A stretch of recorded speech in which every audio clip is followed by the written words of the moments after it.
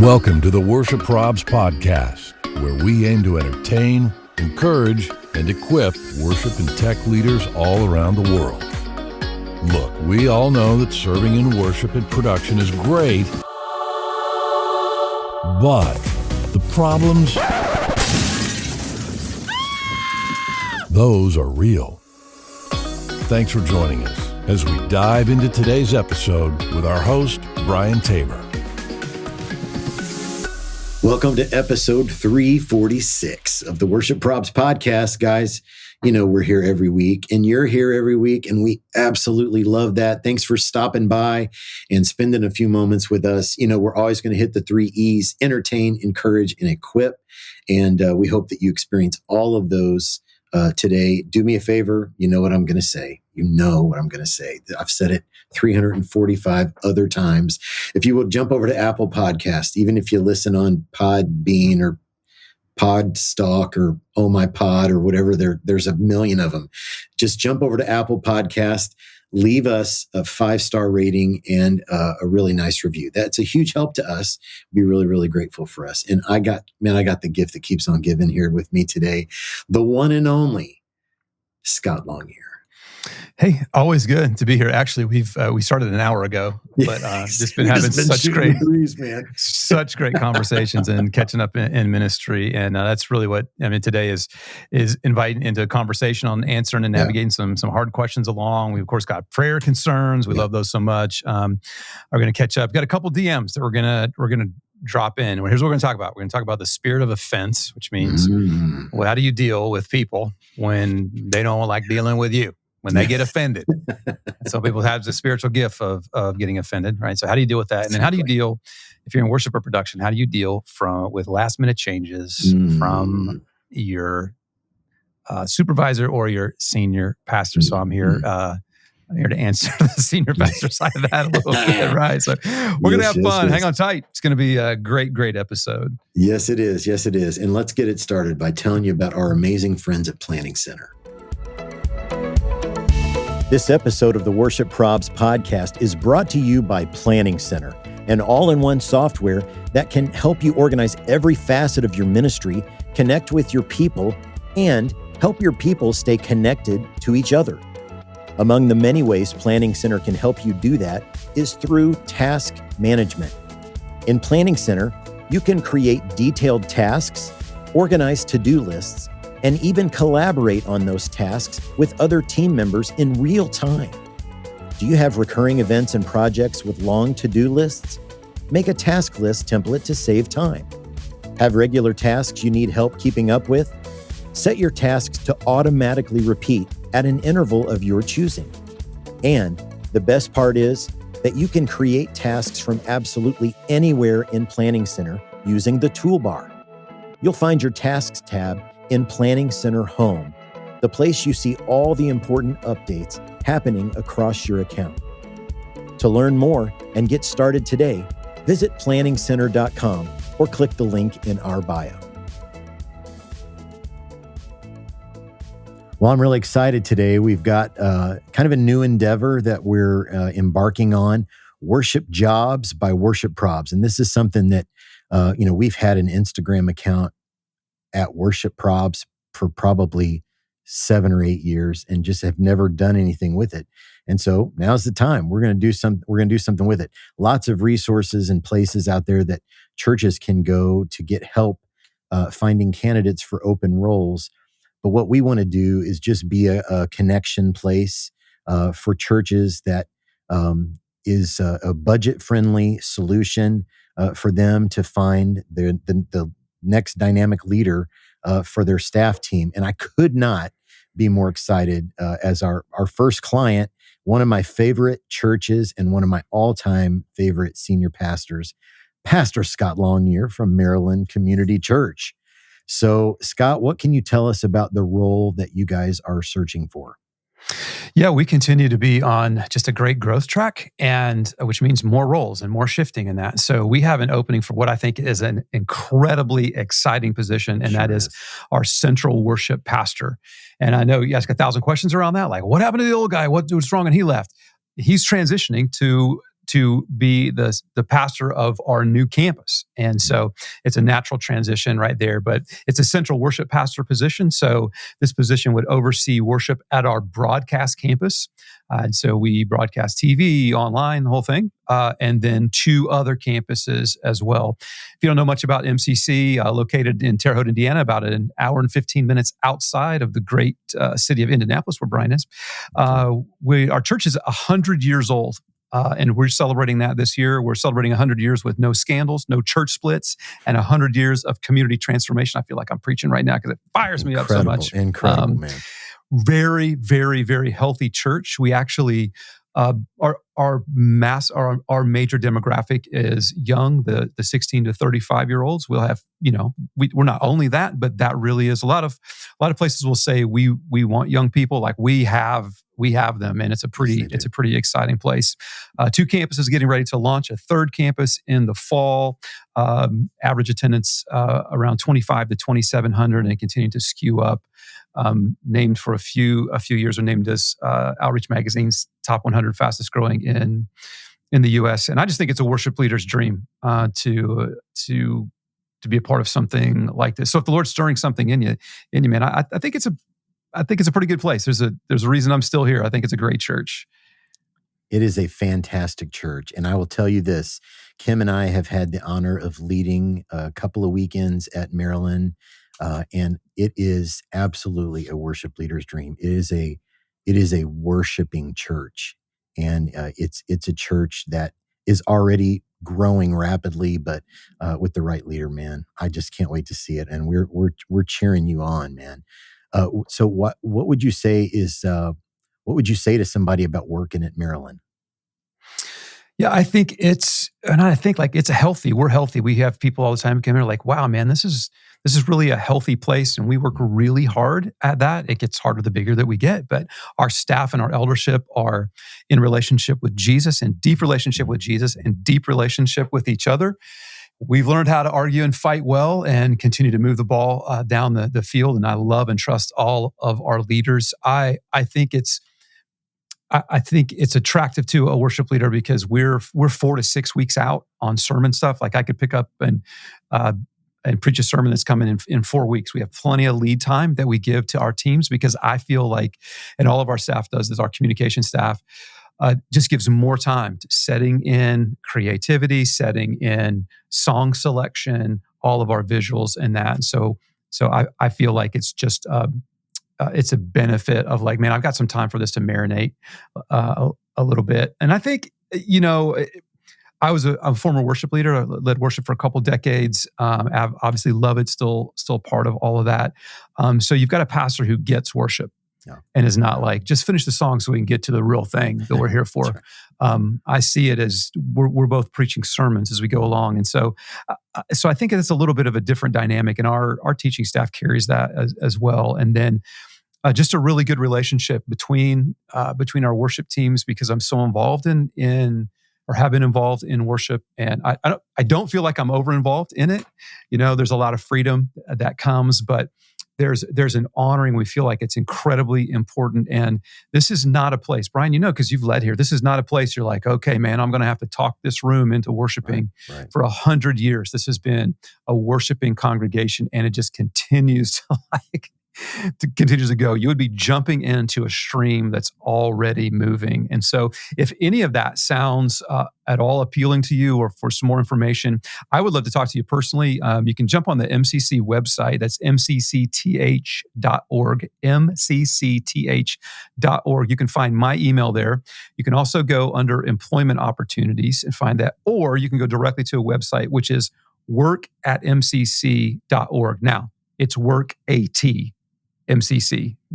So work@mcc.org. This is going to be open just for, I think, a couple more weeks. And yeah, we'd love to just open a conversation. If the Lord's stirring something in you, maybe there's something in this. Let's just work together and find out. Absolutely. And guys, just personally, if this is one of the plum jobs, Terre Haute would be a great place to live. Indiana is a great place to live. I lived here all my life. And this is a really, really special place. And hopefully we're going to be doing some more of these. If we can help your church with the search, please shoot me an email, info@worshipleaderprobs.com, and let's talk. Let's talk about what that could look like. And I really hope some of you will jump in on this opportunity. As Scott said, if you feel like the Lord is stirring you. So that's worship jobs at Worship Probs, and looking for a central worship pastor for Maryland Community Church in Terre Haute, Indiana. Terradice, as they say. So Scott, we're going to see each other here in a few weeks at Experience Conference, September 2nd through the 5th, down in Orlando at Disney's Coronado Springs. Cannot wait. We've got a discount code, link in the bio. The discount code is PROBS25. It will save you a bunch of money on registering yourself, registering your teams, and I hope you're bringing people with you. Scott, what do you love about Experience Conference? Man, there's so much, Brian. I think part of it is I get a charge of being in environments where it's not all on our shoulders, so to sit and to soak and to do that with my team, because I come with my team to worship. I'll look down the row and I'm worshiping with my team. We don't get to do that in any other context. It's a giant exhale. And that's one beautiful thing. The Lord always meets us there. Man, the Lord taught me this. He's teaching me this. And in addition to that, there's just this blessing from the Lord of friendships that you'll make when you're there, just because you'll be running into different people, or you'll be reigniting some friendships that you maybe have laid dormant for a little while. Some of my lifelong ministry friends have come from Experience. Brian is one of my best friends in ministry, and it all happened there, And so, there's so many things that will revolutionize you personally, which will spill over into your leadership there. I just can't say enough about it. Yeah, it's going to be outstanding. So I'll be there. Scott will be there. Big Genji, Jeremy Van Valkenburg will be there. He's leading the pre-conference audio intensive. So hope you're signed up for that if you live in a production world. And then the three of us, we're running it back, man. If we have a home game, Experience Conference is our home game. And this is where the live podcast was born. So the three of us are coming together again to record a live podcast with people in the room. Cannot wait for that. Scott's teaching workshops. Jeremy's teaching workshops. I'm teaching workshops.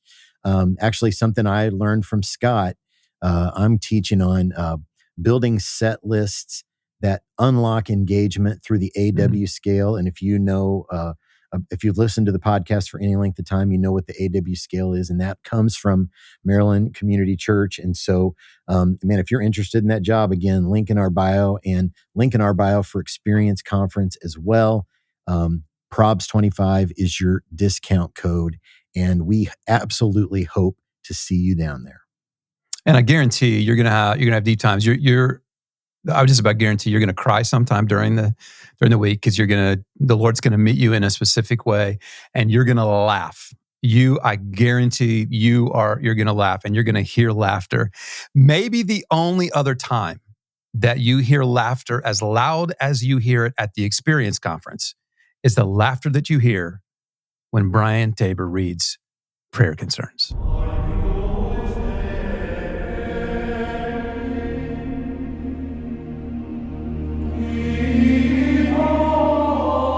Beautiful setup, my man. Beautiful. Okay, you just found us. Welcome. We're glad you found us. Prayer concerns. Like every church has a response device or a way for the congregation to reach out and say, hey, I've got a prayer request. Will you pray with me? Sometimes they use that for actual prayer requests. Sometimes they use it to give you a little feedback on what they thought of your song choice or your outfit or your lighting or your volume or all manner of feedback. And so people send these in from all over the world, and we share them anonymously every week on the podcast. We'll never share your name or your church's name. We want to hear from you. So send yours in to us.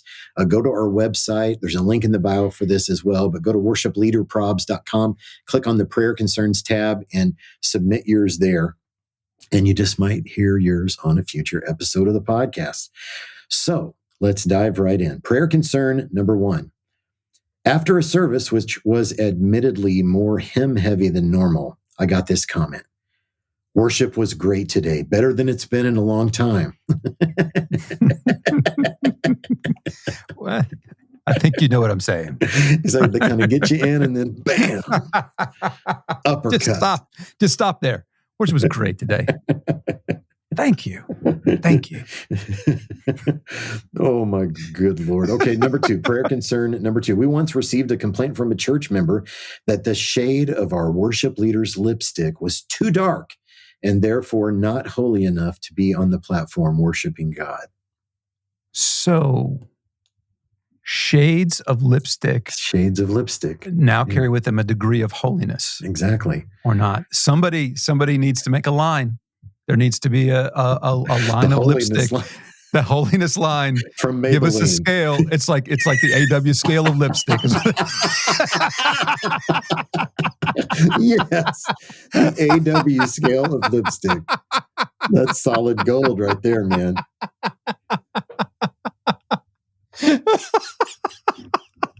What if you don't? I don't wear lipstick, so what does that even mean? Like, I don't know what. Where do we fall on that scale? Oh my gosh.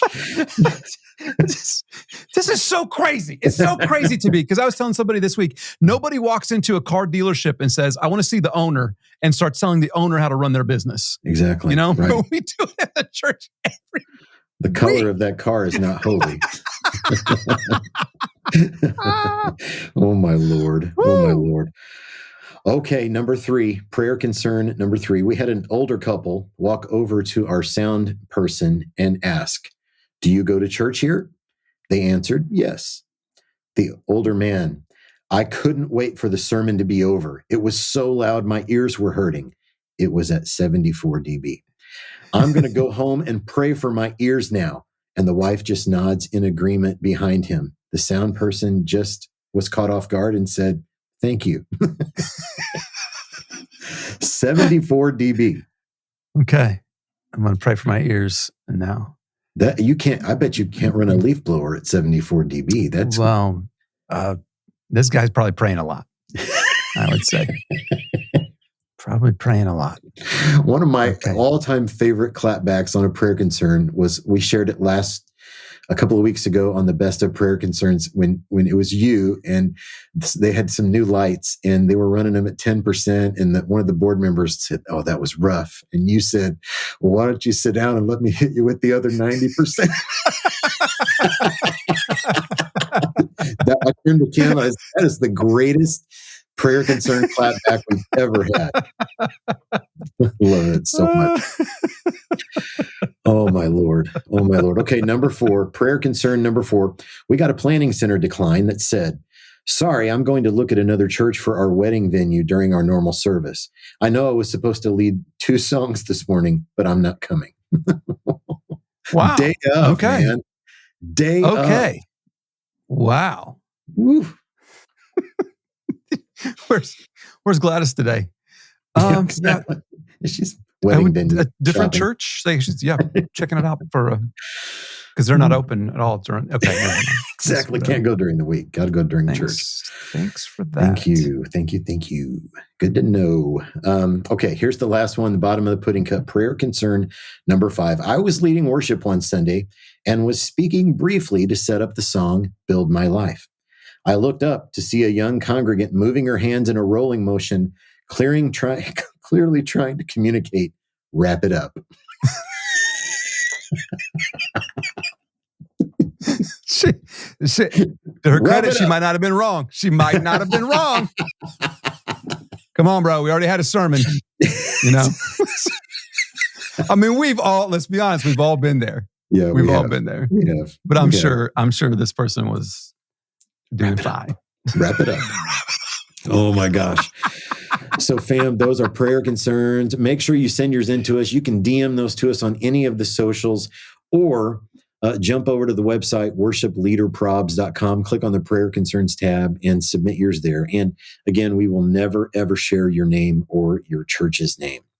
Well, we're going to follow up on a couple of DMs that we discussed about a month ago, and we'll do that in a segment called Sliding into the DMs. Since 1988, New Life Ministries has offered compassionate and empowering solutions to those who find themselves in life's difficult places and who are missing what God desires for their lives. Family, friends, and churches want to help, but aren't always equipped to care for those dealing with problems like addiction, pornography, infidelity, anxiety, anger, fear, depression, and hurts from the past. Do you ever find yourself feeling anxious, fearful, angry, or even depressed in your everyday life or ministry? Or as a leader in your ministry, do you want to be better equipped to walk with those around you who are struggling?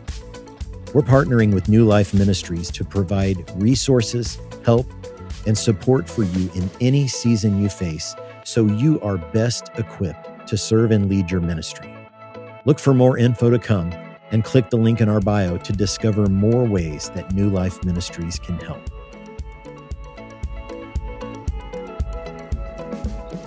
So we talked about these about a month ago, and I thought, okay, we got the main man on here today. So I would like to hear a little bit from you. Maybe we have a conversation a little bit about this, the spirit of offense. The DM actually said the spirit of offense is kind of running rampant on our team. It's really painful to watch.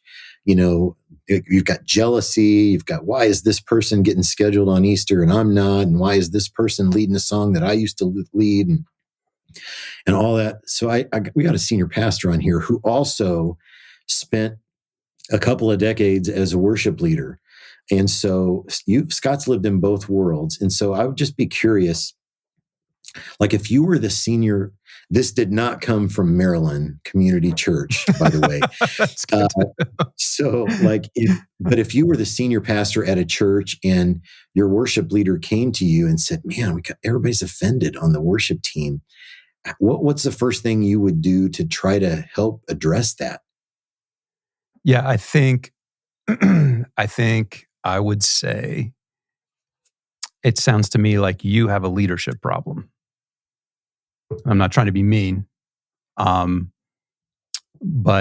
yeah, a lot of times with people, we're like, well, these people were these people were these people. And, you know, Groshel's is so great for, and is being known for a lot of things. But one is saying like, we don't say our people don't, we say we haven't led our people to, right? Well, our people just don't serve. No, we haven't led our people to serve.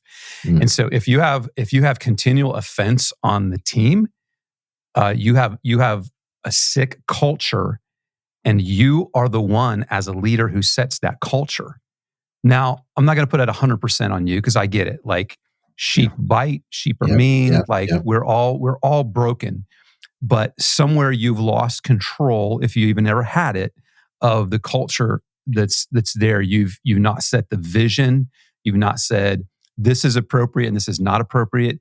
Now, really easy for me to say, really hard to do. And I love talking about it. I hate doing it. I'm in Enneagram 6. I'm like stability is my home. I hate confrontation. And so this stuff is my nemesis. And I get it. And I've been there. I've been there before. And even if you're leading strongly and well, you still have those people who pop up on stuff. But I think what I would say to my leader is, what's the vision or what's the goal of the worship gathering that you're leading? And I think you have to establish that. You have to establish that goal clearly. I think it has to be in writing, and I think everybody on your team has to know what it is. So for us, and we're actually getting ready to form this into something a little bit more official and solid with our team. But for us, it's something like for people to encounter God. Like our purpose is for people to encounter God. Charlie got chosen for playing drums. Well, our vision is not for who plays drums. Our vision is for people to encounter God. Well, you know why Charlie got chosen? Because he's way better than you. He can actually stay with Click. Now, you wouldn't say that, but you just kind of reset like, this is not about that at all, right? And I think you have to set the vision of when you walk away from a worship gathering, what is it that you're going to be fist bumping and going, that was it, man. That was it today. And that was it today is not how tight the music was, or if you got a solo, or if you were whatever. It is, did people experience God? Or whatever it is that you come up with, okay? It may be that people have moved a step closer to Christ, or they've taken their next step, or whatever it is. You just need to figure out what that is. And I think you also need to figure out what's the vision of your worship team. Why is it that I'm coming to serve? Because we are at base level, we all ask this one question: what's in it for me? So we are selfish individuals, and we're going to bring that into worship and in the serving. Go like, well, I want to serve here and I want to serve here. And I'm like, oh, you're really about serving? Yeah, I'm great. Let me give you some tools to serve. Here's a plunger and here's some toilet bowl cleaner. Let's go. Yeah. Oh, well, I don't want to serve that way. Then you probably shouldn't be on a platform. I think we've said that before. If you're not willing to clean toilets, you shouldn't be on a platform. But I think you have to establish, here's the goal of our worship, of our worship and production teams. And maybe it's something like to provide an environment for people to encounter God. So when somebody gets bent up on stuff or somebody's like frustrated, it's like, hey man, here, just a reminder, here's what we're about. Now, if there's somebody who is bent out of shape, this is what I've done in the past, and this is terrible. Do not do this. I'm not going to address that problem to the entire group because I don't have enough guts to have a one-on-one conversation with somebody. Yeah. I'm having one conversation going like, Brian, you seem really frustrated that you didn't get scheduled for Easter. Let's talk about that. Well, man, like I am. I want to find out what's in your heart. What's in your heart, man? Well, you know what? I love doing it. It's so much fun. It is fun, isn't it? Like remember when we talked about when you came on and we did an onboarding with you, which you should be doing, when we talked about the purpose of worship. Do you remember that? Yeah, it was about people yeah, that's it. Man, we got a whole ton of people. I want to give people, as many opportunities as they can. And because you weren't chosen, there wasn't a value, blah, blah, blah. I think you need to have some mantras and some sayings that you just continue to repeat that sets that culture. Things like, hey, this is not about us. Just want to remind us, everybody who's serving on Easter, it's not about us. It's privilege. Or even saying, like I'll say to my staff every year, if they get a Christmas bonus, like this is not a given. Like don't expect this every year. Don't expect to serve Easter every year. Don't expect to serve Christmas Eve every year. Don't expect to get, this every year. This is not us, right? Yeah. It's not about us. And maybe, you have sayings that are like, we serve so that Jesus would be experienced. That's why we serve. So you have to continue to do that. You have to set expectations with your team. Look, the culture in your teams, there's going to be a culture and it's either going to be created on its own or you're going to create it. And it is time consuming and exhausting to create culture. But if you don't, it's going to bury you. Yeah. And if you can do the hard work of creating it, there's a point where once that gets rolling along, that the people who are bought into that are now almost evangelizing and discipling other people in your culture, right? So it's like you don't have to correct stuff because the bass player's already got the vocalist in the corner going like, that's not how we play here, man. Yeah. We're about experiencing God. And like, hey dude, when you don't show up on time, it hangs everybody else up. And you're like, you don't even have to worry about that, right? So maybe you have expectations of like, everybody has a deep relationship with Jesus. That's an expectation. You have an expectation of practice before you rehearse. You talk about that all the time. There's a difference in that. And so I would set the expectations of your team in writing. Like we have a team covenant here. If you come on board, Brian, if you do, I don't know that Brett, our central guy, calls it an audition, an interview, right? If you did an interview, like, hey, Brian, we would love for you to take the next step in that. And then if we got to the place where like, we'd love for you to join the team. Here's what that means. Here's what the covenant, that means. You're spending time with Jesus every day. You have these behaviors that you're doing, right? And so those are set up front. And if there's a violation of the covenant, then we have a conversation. And it's not like, I don't just stop scheduling you on PCO and don't have a conversation. Hey, Brian, I'm noticing some things that are going on, man. Like, can we talk about that? Yeah, well, blah, blah, blah, blah, blah, blah. Ah, man, you know what? You really kind of stepped outside of the covenant. So how can we help you get back in good relationship? By the way, we're going to pause your serving for a while so that we can work on you to get back to that place, right? And I think if you've got those expectations, they become guardrails. So I had probably the strongest incident of somebody going pretty postal on me, and with the spirit of offense. It was one of our drummers. And years ago, he was giving me the what's for. I mean, was chewing me up. I was a worship leader at the time. And he was frustrated because he wasn't being scheduled, and he said to me, what you've heard before, well, my talents aren't just aren't being utilized, and I'm like, can you clean a toilet is what I'm thinking. Right.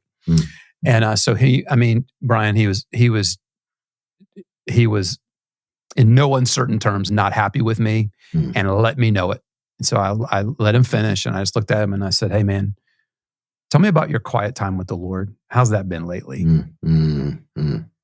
And he just said, "Scott, I can't remember the last time that I just spent some time with the Lord and prayed and read some scripture." And I was like, "Well, do you think maybe there's a tie between that and the fact that you're so frustrated right now?" Now, that was an expectation of on our team and on serving, And if it wasn't an expectation, he could look at me and go like, "What are you talking about? I don't have to do." That. Hey, if you're gonna, that just helps to set the culture in all of that, right? And you have to emulate these as a leader. Yeah, absolutely, you have to emulate. Like somebody's like, "Well, I'm not getting scheduled for Easter." How about this? How about if your team's big enough? How about worship leader? You don't schedule yourself for Easter. Oh man, Easter's my favorite day. Yeah, why is that? Yeah, right. And I'm not saying that you're not spiritual if you're on Easter, but like you need to not take every song. You need to be developing other people. You need to step out of the way and serve other people, and they need to hear from you. Things like, "Man, when I was in my quiet time on Tuesday, the Lord wrecked me with this. What are you doing?" You're saying, I'm in this together. You know what, guys? I don't know if you saw it, but last Sunday when we were leading worship, you don't really know the story, but there was a guy who was there. I can't tell you who he is, but he and his wife were just patching up their marriage. And he talked to me afterwards, and he talked about how deeply he connected with the Lord during whatever song or during this whatever. Well, what are you doing? You're saying, that's what our job is, guys. We're doing that. So you're continually setting, here's what the culture is. Now, it's really, really easy to do that if you're starting a new ministry and you're the new person in town, right? I just hired Brian Tabor to come in. Brian's like, "Hey, new sheriff in town. Let me tell you how the laws of this land work." Bam, bam, bam. Here we go. Everybody good? No? Let's have a conversation. Yes, let's go. Now, if you've inherited something, that's a little bit different. Yeah. And I think you can come in and go like, "Hey, I was asked to step up and to do this. There's going to be some things that I'm just going to want to do, and they're going to be a little weird. You got to massage that in relationships, right?" Then the hardest part is, and this is where I've been, if you've led it to a place that's not real healthy, then you have to go, "Okay, guys, I feel like I've not led this super well, and the Lord's leading me into a new season. And so I feel like so it's going to be a lot of conversations. And you're not going to come out going like, I've done this before, man. Hey, here's the new laws. Congress just passed the new bill. Guess what? I'm Congress. And this is how it is. You want to be a citizen of this country? Sign here." That did not work out good. I think you just come in and go like, "Hey, guys." So I think you have to go, here's where we are in this. Yeah. And so long answer to the question, but I think it all rises and falls on the leader. And it's really, I think it's the most difficult thing. You're talented. You can run production. You can run worship. You can recruit people, but dealing with people are some of the hardest things. And most of us as artists and creatives, man, we run away from some of the hard conversations. But I've never had a hard conversation and regretted it afterwards. I've regretted not having hard conversations. So you either live in the hard long term or you embrace the hard early on. And people are going to get offended. People are going to get mad. Like that's like, listen, we just had the largest month in the history of our church, and I still have people mad at how we did it, saying I don't like how you guys did it. I'm like, more and more people came to know about Jesus. But okay, so people are going to get offended at something. Like you get that, but you just have to continue to set that. But anyway, back to you, Brian. I'd be interested. I'm sure you've offended a few people along the way, or people have found offense along the way. Yeah. I love what you said about culture, man. And look, as a leader, there's no neutral as a leader. Like you're either going forward or you're going backwards. Like there's no coasting, there's no off days, however you want to, whatever analogy you want to use. You've got to be pressing in and modeling and leading. And I have not been perfect at that by any means. And that culture is really, really important. I can remember the most traumatic interview we ever had. And this is almost 30 years of worship ministry. And it was, I don't know, man, maybe 2 years, year and a half before I left Mount Pleasant. There was a lady who came in, and I could tell by the way she ran up to it, like we were not just a culture where, like, as soon as the amen is prayed in the service, like somebody's on the platform, like talking to people, like it just wasn't our culture. Mm-hmm. And this lady did that to me multiple times. And I just had a sense that this was going to be a really challenging interview to manage. And so I had multiple people. I think I even had somebody who wasn't on the worship staff join us for the interview, just so I had other eyes and other ears there. And, the interview, we talked about some stuff, and you could tell this was a person who was way more interested in giving me a resume of a list of accomplishments than they were like, I'm here to serve, like whatever the Lord lays on the leadership's heart. It wasn't that at all. And then we sang a little bit, and the singing didn't go well. And it just was really, really obvious that this was not a cultural fit for us. And I communicated that to her, and I communicated some steps that I think would be helpful for her to take. And then, we could revisit this, in 6 months or whatever. But I think right now, you need to sing more. So I think there were some vocal issues there. I think and this woman lost her ever loving mind on me, man. Like, wow. It's gone now which is probably good, but I had like a 5-minute voicemail that she left for me, like literally 30 seconds after the email landed. And I've never been told no before. Mm-hmm. And I'll just be taking my talents to another church. Culture, you gotta build it, and you gotta protect it. Yeah. And the protecting it is not always fun, because you got to make some decisions, and you got to share some news that isn't always met with, people are not jumping up and down when they hear no or not yet, or however you phrase it at your place. But I just knew that introducing this woman into our culture was not going to be a good thing. And it got to the senior pastor, like it went to all kinds of levels that it should have never gotten to. And so, yeah, I would just echo everything Scott said, man. You always got to build it. You always got to protect it, and you have to model it, man. Like Scott said, you have to model that for your people. You got to know your people.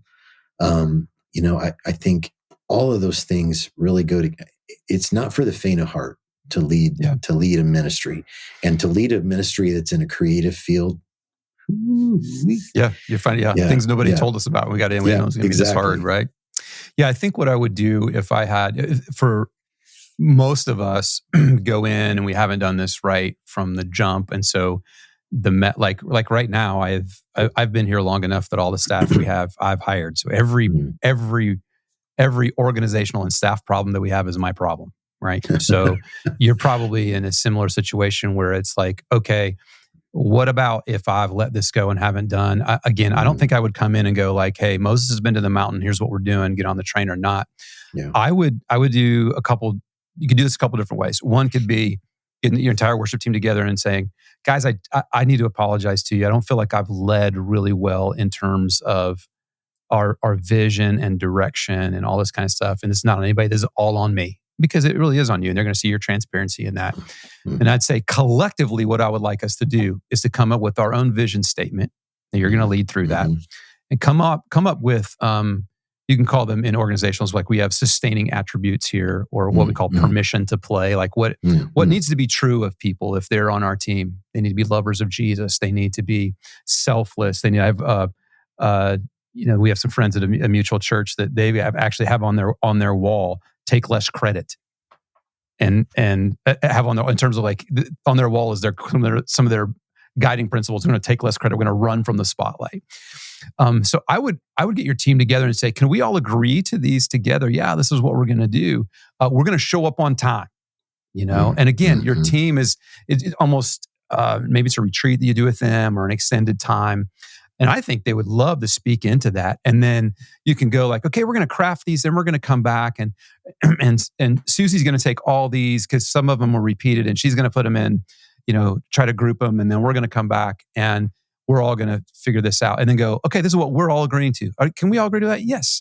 And then how do we keep each other accountable on this thing? Or what happens if somebody doesn't get scheduled for this or that or whatever? That's one way to do it. Another way to do it, which we've done before, is we've brought somebody in from the outside. So shameless plug, I would bring Brian Tabor in from the outside to say, we have an outside voice that's going to lead us through some times of how to do that. And Brian can come in and say, what's really valuable at your church? Talk to me about what's important to you, and leads that discussion. And so he becomes the lightning rod and he can say things that other people might not say, and to help kind of set that culture. So you're building kind of the walls and the boundaries to say like, hey, this is us. This is how we do things here, and we may adjust that along the way. Then again, when somebody pops and gets offended at something, you can go like, okay, let's lay that against that. Or you may say, they may say, I'm offended because this person said this. Okay, well now we have an interpersonal issue that we need to deal with there. But yeah, it's not easy, and I think it took you a while to get into the mess. It's going to take you a while to get out of the mess. But absolutely. I will tell you this: on the other side.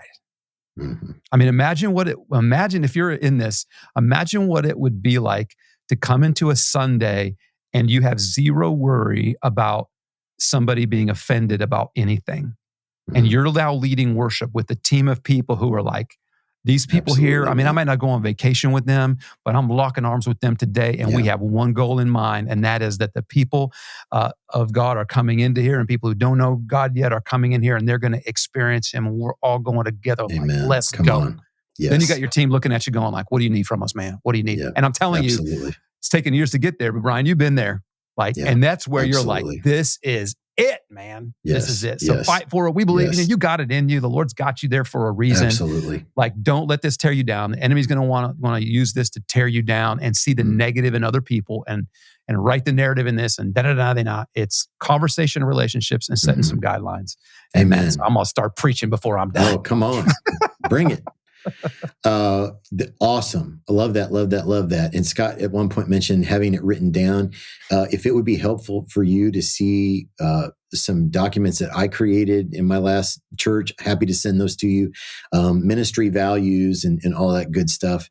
Happy to send that. Shoot me an email, info@worshipleaderprobs.com, and I'm happy to send those over to you. Well, we got another DM that we unpacked with an XP about a month ago. And so now we've got the main man here. I would like to unpack a little bit about last minute changes. And so I just like to ask you, like, how often, look, it's going to they're going to happen. It's not avoidable. But like, how often would you say that happens at Maryland? It's pretty rare. But we just operate differently. I'm 4 to 6 weeks out of sermons in the can. So that our gives our worship time to marinate on it, and our production folks and all of our graphical design stuff and that. But sometimes stuff comes up, like last week I was like, hey, I need these slides in there. The way I usually approach it though is with our central guy who's amazing, Paul Bamberg. I'm like, love Paul. I know it's Sunday. I got 4 pictures that I would love in there. Talk to me about it right now. And honestly, if I feel like Paul's hair's on fire and he's putting out 1,000 things because we're multi-site and doing all that, I'm like, can live without the pictures. Like, so I'm kind of sensitive to that. But we operate a long way out. Now, I know there's some people who don't. There's a super influential church we looked at a long time ago, and their deal was their senior pastor was like, I started working on my sermon on Wednesday. I'm in the hot box with it on Thursday. I finished it up Friday afternoon, and we preached it at a Friday service. And I'm like, what? And his whole thing was like, look, man, you think Fox News or CNN is 6 weeks out? I'm like, well, I guess that is one way to approach it, you know? So different strokes for different people. It gives me a coronary when I hear my friends like, I'm tuning up my my sermon on Saturday night. I'm like, oh boy, man, that's it's just not me, not how I operate. Yeah. But your senior pastors are going to operate in different ways. Mm-hmm. Yeah, and you got to know that, you know, and I think if you see a pattern of this happening. Like, I think the DM we responded to a month ago, it was like, it happens every week at this church, and it's kind of throwing the worship and production teams it's really throwing some chaos into their processes. And so I think my sense was, you know, the senior pastor sets the tone. But if you start to notice this happening, you know, every single week, I don't think there's anything wrong with having a conversation that just says, hey, you know, what is there anything we can do to help? How can we support you better? You know, how would you, as a senior leader, what kind of, not that I'm not asking for a formula to get their way, but what would be at least a way to approach you that could say, hey, this is driving us crazy. It's affecting us a little bit, you know. I think I would just have a conversation with senior pastor, and I would get him at his best time. Like not before preaching, not after preaching. Like, what's his best time? Maybe take him to lunch or whatever. And I would just start with like, man, I love working with you. I love where we're going and what we're doing. And you know me, I'm going to support you 1,000%. Like, I want to make everything I can better. Our teams are, and I think I would say what I'm getting hung up sometimes on some of the last minute stuff, and I realize some of that comes in, and so. I would have the conversation, but I would also realize this. I don't know that you're going to change your senior pastor. Maybe you will. Right. You know, maybe some who's like, wow, I'm sorry. I didn't realize how much chaos that was creating. Because you're going to want to, man, you're hardworking. Like you're there because you're talented and you can get it done, and you're going to put your shoulder to it and you're going to make it happen. And the senior pastor is going to go like, I didn't think this was a big deal. This is going to happen. You know, nobody's saying anything to me and it's getting done. Yeah. So I think you can go like, hey, we're getting it done, but it's creating a lot of tension behind the scenes that's causing maybe some other things to slip. And I wonder if we might be able to adjust stuff. And if he or she adjusts some stuff, great. If they don't, which is probably going to happen, you're going to have to realize that's the environment that you're in. And so you're going to have to create some systems and margin or whatever to just have that. And you may be like, well, I don't like that. Well, I'm sorry. That's like you've made your case, you know. I think that you can also have a conversation to go like, okay, if there's last minute things, hey, I need these. I don't know what the last minute changes are, you know. Let's say like I need these slides, or I need this change, or I need that. I think it's fair to say to the person asking for those, okay, can you give me priority on these? Because service is starting in 32 minutes and I'm not sure I can get to everything. Can you give me priority? You know, or to say, we have massive problems right now with our live stream, and I'm trying to put that fire out. Do you want me to come off of that and put these in and do this? Or do you help me to prioritize there? That helps kind of like get a little bit of the pressure off. You know, initially, essentially you want to be a team. What you do not want to do is verbalize your frustration to people on your team. It's going to create division. It's going to throw the leaders above you underneath the bus. It's just not good. Well, they're driving me crazy when they do that. Well, they probably are. So go and have the conversation. We do hear this quite a bit, you know, because there are, there are presenters and pastors and preachers that they live in the last minute. Like that pressure cooker, they actually have a better sermon if they started on Thursday before Sunday than they do starting it 4 weeks ahead of time. It's just kind of how it is. And so how can you live in that? Maybe you need to simplify some things that you're doing so that you've got some margin to be like, I don't know what they're going to bring me, but they're going to bring something last minute and we're going to be ready for it. But again, it just kind of goes back to conversation, and you just need to figure out what you need to deal with, you know, if that makes sense. Absolutely. Super helpful, man. Super helpful. I always love these episodes when you're on, man, because it gives us a real glimpse, and you understand us because you lived our life and now you're living the senior pastor life. And it is so helpful for us to get into your mind a little bit. And it helps us tremendously as we're dealing with our own pastors and our own teams and I don't know that it's right. It's just, here's some experience we've had. Like a lot of don't do what I did. But again, it comes back to if you can keep including with your senior leaders and the people that you're leading, you keep them connected to Jesus and to each other, you're going to be fine. And when you get frustrated, man, like if I'm frustrating my worship and productions team, I want them to come and go like, man, when you did that, I found myself just really frustrated. Okay, let's talk about that. Because look, listen to me. The leaders that you work for, they do not want to frustrate you. Amen. They're not going like, how am I gonna put it on them this week? Watch this. Not at all. They're running 1,000 miles an hour. So give them a little break in that. They love you. They want the best for you. I know you want the best for them. So have a conversation with them. Go buy them their favorite cup of coffee, and every now and then tell them like, dude, that sermon, make sure you're telling the truth. But man, when you preach that, I just want to say thank you. That just rocked me up. Amen. Well, guys, those are a couple of really good DMs. You got any thoughts about those or ways that you've handled some of this stuff at your church? We want to hear from you. Shoot us an email, info@worshipleaderprobs.com, and let us know how you handled it. And as always, man, we just love that you took some time to listen today, and we're grateful that you're here. Hey, and come back because Brian is here every week. I mean, this guy's been solid for now 346 weeks. I don't know that I guess I've eaten for 346 weeks in a row, but besides, it's crazy, man. This guy's just back at it every week with different guest hosts and different interviews, all to serve us, and does it so well. And a way to stay up on that is to subscribe wherever you listen to podcasts. And again, do us a favor, go to Apple Podcasts, 5-star rating with a nice review. Really helps to get the word out on this about all of it. And follow us on the socials, Worship Probs, at Worship Probs on Instagram, Facebook, Threads, and YouTube, at Worship Leader Probs on TikTok. And the Facebook group is amazing because it's a place where you can pitch some of things like this. Hey guys, I have this specific challenge. What's being happening? You're going to have some colleagues in real time saying, here's what we're doing at our church. So jump into the Facebook group. A lot of power over there. And if you're on X, just look for #WorshipLeaderProbs. Yeah. And we love engaging with you, man. So thanks for doing that. And we love pointing you to people who are making a huge impact for the kingdom.